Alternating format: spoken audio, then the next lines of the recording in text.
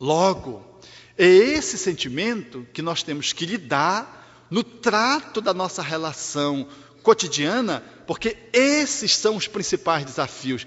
E é esse sentimento que eu preciso mobilizar para perdoar, ou seja, fazer um movimento de doação em nível superior, que pode estar alocado para coisas, como eu comecei, mas que é dramático para quando eu situo para pessoas.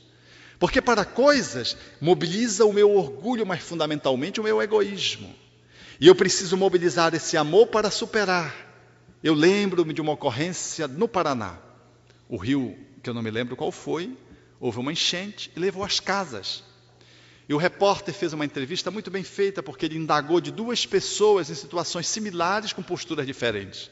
Ele indagou de uma senhora, ela chorava, desesperada, e ela dizia assim: infelizmente, chorando, e dizia assim: foram 30 anos de trabalho e de vida. O rio levou e chorava, numa postura de profundo desespero, inconsolável. E o repórter, na edição da matéria, mostrou outra entrevista que ele fez com uma outra pessoa que também foi vítima do mesmo rio, cujo rio levou a casa também. E a pessoa sorria e dizia assim: ainda bem que levou sua casa, eu sobrevivi. Veja que coisa bela, né? Era uma relação diferente. Era uma relação de ressignificação de uma grande dor, porque 30 anos de trabalho, alguém chega e tomou a tua casa, o sem teto, a Encol levou, uma escritura foi mal trabalhada e um advogado vendeu o que era teu, o que tu não passaste para o teu nome, tu compraste, mas não passaste para o teu nome. Aí o outro se endividou lá, veio o cobrador e meteu a mão. Não estava legalizado o imóvel e te levou a tua casa, que às vezes foi a economia de uma vida. Tu tem duas formas de olhar. Levou a casa, como o rio, que tudo leva. Porque a nossa vida é de alguém que está numa ponte, estamos sempre de passagem. De eterno só o Espírito.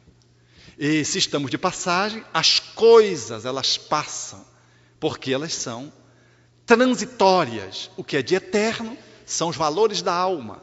Se eu me fixar na coisa e tomá-la como algo eterno, eu vou me colapsar nela e vou ter muita dificuldade de fazer aquilo que Joana de Ângeles chama de o despojamento, o exercício do desapego, que está exatamente na contramão do egoísmo, da doutrina do ego, ou seja, eu fazer uma postura que esteja centralizada no meu eu sagrado, no espírito e não no ego, que é uma manifestação bem humana, que se traduz na nossa encarnação e que construímos esse ego nos 6 primeiros anos.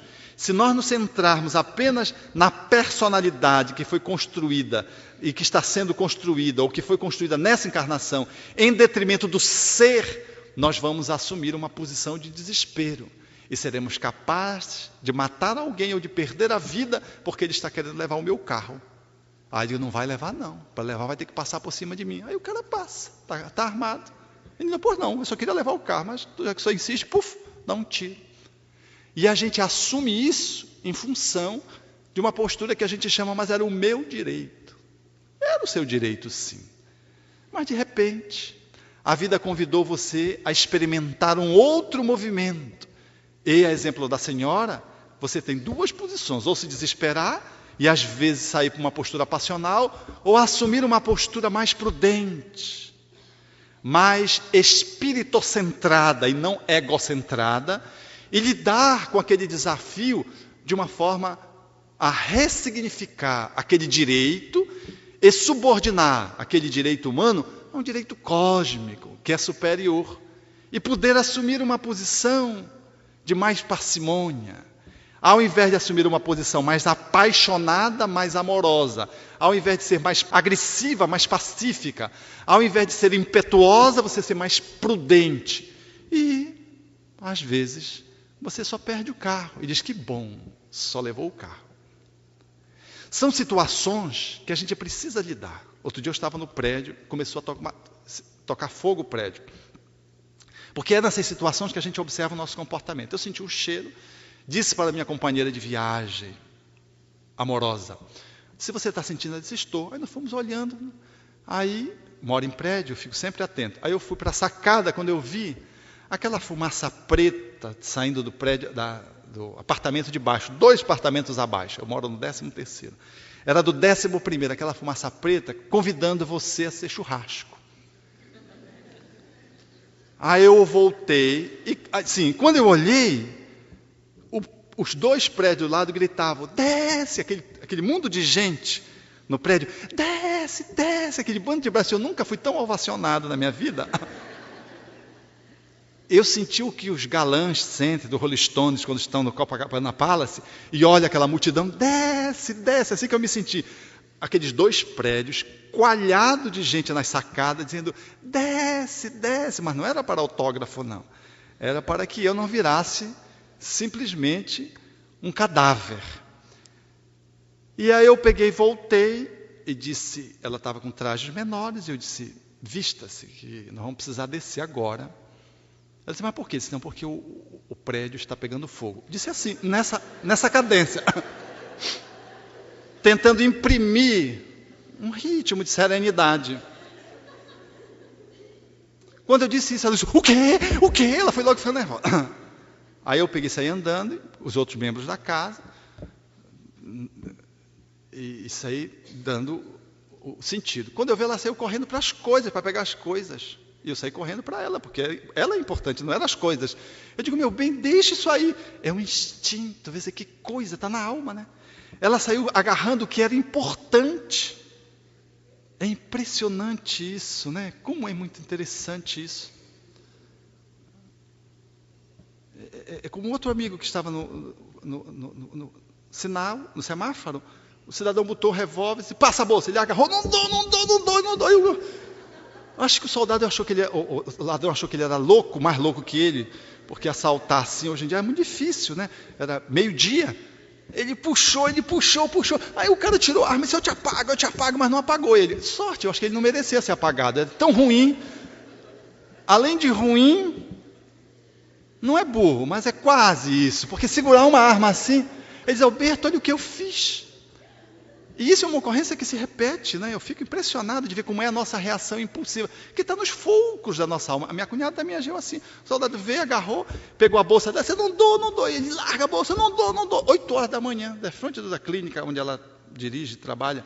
As pessoas gritaram, aí ele apontava o revólver para as pessoas com sua sanidade conservada, tudo. E ela, gente, ela não largou a bolsa. Até que ele arrebentou, ele precisou arrebentar a bolsa. Poderia ter arrebentado com ela, com um tiro. E levou ela dizendo, Alberto, como eu fui capaz de fazer isso, Alberto? Ela estava admirada. É essa coisa de ser humano. Como é que a gente reage, né? Quais são as nossas estruturas internas. Aí eu peguei e puxei a minha parceira. Aí ela, nós íamos descendo, vamos descer pela escada, porque a gente não desce pelo elevador, né? Descer pela escada. Ela lembrou do gato. Gente, ela queria... Eu digo, não há tempo de pegar o gato, vamos descer, por favor. Ela, o gato, saiu correndo como se fosse um filho, agarrou o gato. E gato, você já fica antecipado, se ocorrer isso, alguma coisa com vocês nesse nível, vocês sabem como é que vão proceder. Vocês têm que botar alguma coisa na cabeça do gato, porque o gato não enxergando, ele fica tranquilo. Ela agarrou o gato, assim na marra. O gato, quando via aquele gritalhada, achou que era um gatocídio que se ia fazer. E começou a miar e começou a agatanhar todo mundo. E ela que estava segurando o gato, e desce do 13º. Quando passou o 11º, eu disse, podemos ir mais devagar. Quem disse que ia mais devagar? Estava no automático. E o gato arranhando. Quando chegou embaixo na garagem, tinha que salvar o carro. Correu, pegou o carro. Quer dizer, você não pensa... E botou o gato, entrou no carro e saiu com o carro do prédio.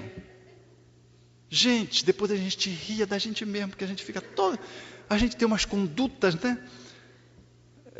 O gato ficou tão assustado, coitadinho, que fez todas as suas necessidades fisiológicas, não estava na hora, mas fez, em função daquele mundo de gente descendo pela escada.